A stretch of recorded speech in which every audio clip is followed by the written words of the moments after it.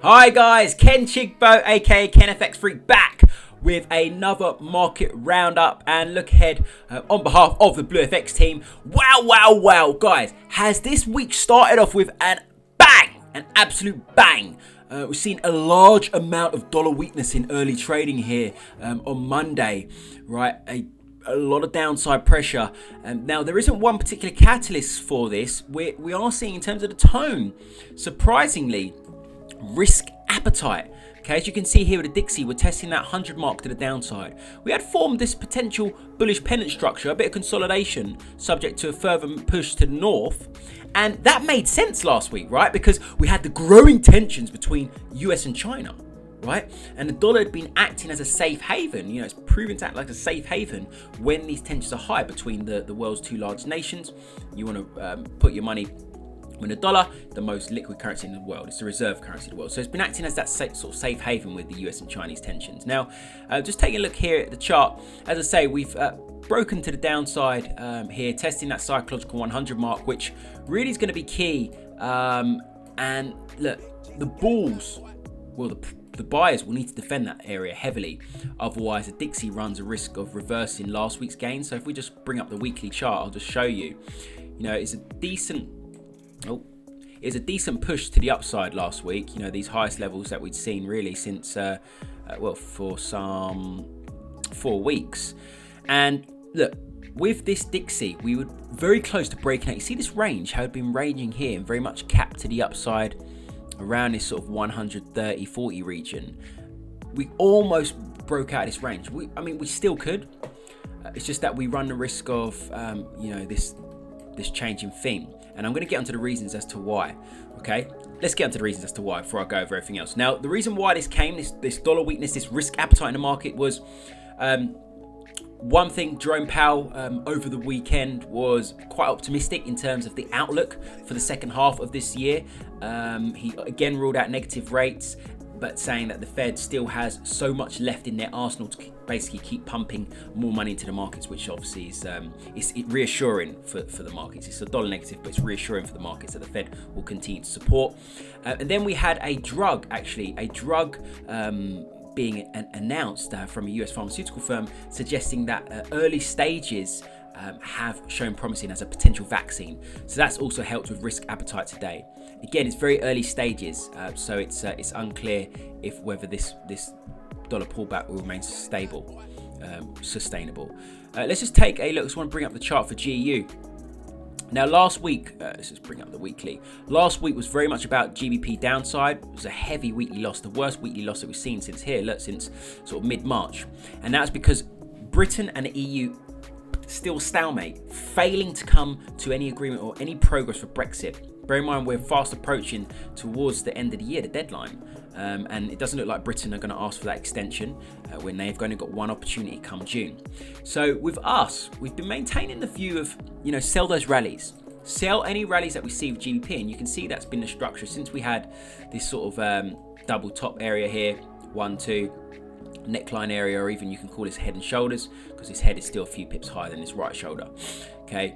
And it's very much been about sell the rallies, right? Any pullbacks that we see. So from here, pullback, sell, pullback, sell, pullback, sell, pullback, sell. You get the point. Now, is this the last pullback that we get before another sell to the downside for GBP? It makes sense fundamentally, right? As I explained with Brexit. Same with similar behavior with GJ, really. Rally, sell, rally, sell, rally, sell, so on and so forth. So is this the last rally now for another sell to some new lows, in which, if we look further to the left, the next major area is down at this sort of 127 region, 127 127.50, where we sort of bottomed out there in March. And then one other thing I want to mention, let's just bring up the oil markets. Now, oil's been pumping. We're up double digits today. I want to firstly show you the weekly chart. Okay, now this comes, look, price action's been recovering for oil because of easing of lockdown measures from governments, right? So there's gradually, of course, it makes sense, economics 101. As economies start to go back to work and transportation gets going, there's going to be a requirement for fuel. Hence why oil's been pumping for the last sort of 1, 2, 3, going on 4 weeks now. We cleared that big resistance at $29. We broke out of a bullish pennant structure here that you can see on the daily. You'll be able to see it more clearly on the 4 hour, which I'm going to show you in a moment. Let me just bring that up on 4 hour. So here, broke out of a nice bullish pennant structure there and allowing some momentum to take us through that $29 mark. Now you can see the bulls will be hunting for that gap fill. This gap fill occurred. Remember when Saudi and announced those drastic price cuts, discount, or that they're going to be discounting oil? Is essentially a price war with Russia because they weren't happy that Russia didn't want to agree at that OPEC meeting in March. With that being seen, the oil market still like to recover. With that being seen, the fundamentals are very much supportive there. We've seen some CAD in strength, some strength in the Canadian dollar. Remember that correlation, CAD and oil.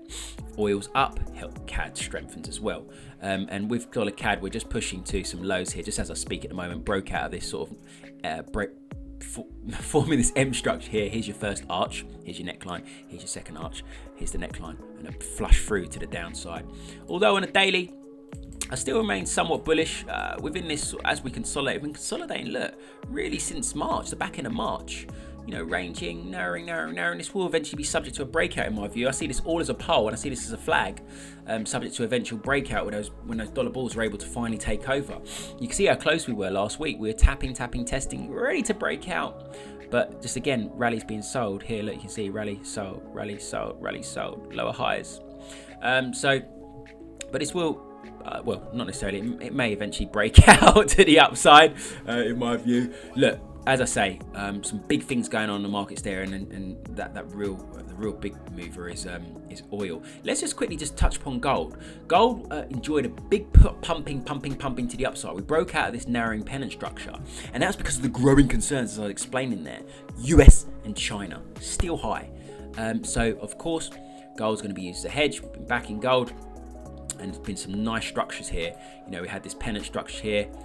This one here that we called for our members, nice little breakout, consolidation, another pennant breakout, and maybe this is just a retest of that big support area. So this was previously a huge top area, resistance, April there, mid-April, and just in April, this was the top area. So in fact, we've smashed through that. This retest is critical now. If we can hold that retest, it will make way further upside. And if you look on a weekly, the next major zone is that this here, you can see up here the sort of 1750 towards more so 1800, 1780 towards 1800 bucks. And then you've got your next zone, which is sort of 1850 towards $1900. Incredible. So that's everything right now, guys. This week is very much still focused on the themes. Right now, US and China is a big one. Anything could just change this sort of risk appetite that we're seeing, changing a snap of the fingers. We see it all the time. And bear in mind, it's just Monday flows. Other than that, stay lit. Let's get it. Big Jeezy got it locked, boy.